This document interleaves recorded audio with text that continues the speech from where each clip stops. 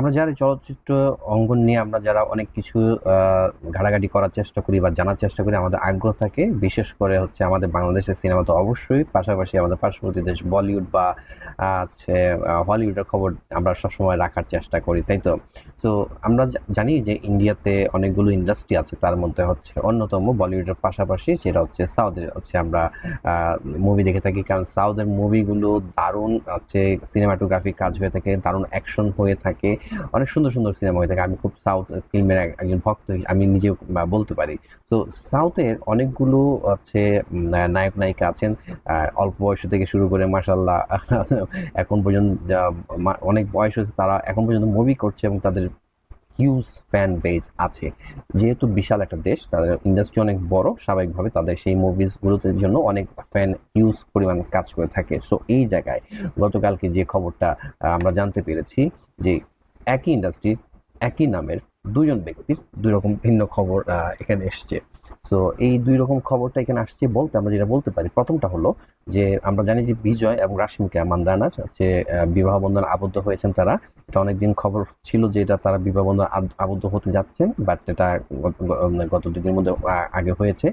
কিন্তু গতকালকে আরেকটা একই দিনে আরেকটা খবর যেটা আসলো, যেটা হচ্ছে সাউথের অন্যতম সুপার হচ্ছে হিট নায়ক আমরা যেটা বলতে পারি, তিনি হচ্ছেন তালাবাতি বিজয়, যিনি রিসেন্টলি রাজনীতিতে ওনার নামটাও লিখিয়েছেন। তার বিরুদ্ধে তার বিরুদ্ধে একটা অভিযোগ এসছে। সেই অভিযোগটা কি? স্বয়ং তার স্ত্রী করেছেন।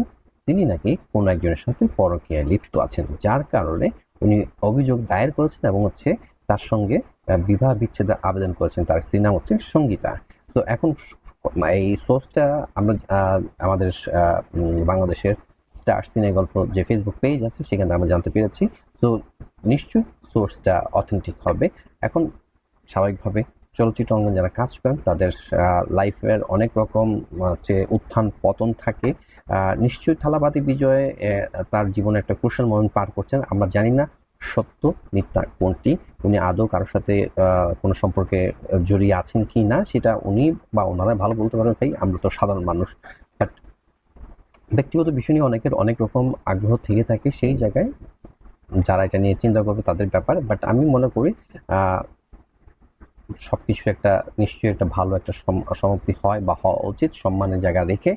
সো সেই জায়গায় এটা কতটুকু সত্য এবং কত দ্রুত এটা হচ্ছে বাস্তবে রূপান্তর হতে যাচ্ছে, আদৌ থালাপাতি বিজয় কি সেখানে সেটাকে স্বীকার করবেন, নাকি তার স্ত্রীর আবেদনে সাড়া দিয়ে তাকে বিচ্ছেদের জন্য হচ্ছে তিনি সম্মতি দিবেন, নাকি আবার সবকিছু ভুলে একসাথে আবারও দীর্ঘদিনের যে জীবনযাপন করে আসছেন একই সঙ্গে জীবন সঙ্গীতার সাথে স্ত্রী এবং থালাপতি বিজয় একসাথে আবার সংসার শুরু করবেন, সেটা সময় বলে দেবে। আপনার কাছে কি মনে হয়? অবশ্যই কমেন্টস করে জানাবেন। আর চ্যানেলটাকে সাবস্ক্রাইব করে পাশে থাকবেন। পরবর্তী ভিডিও দেখার জন্য আমন্ত্রণ রইল। তখন সবাই ভালো থাকবেন। আল্লাহ হাফেজ।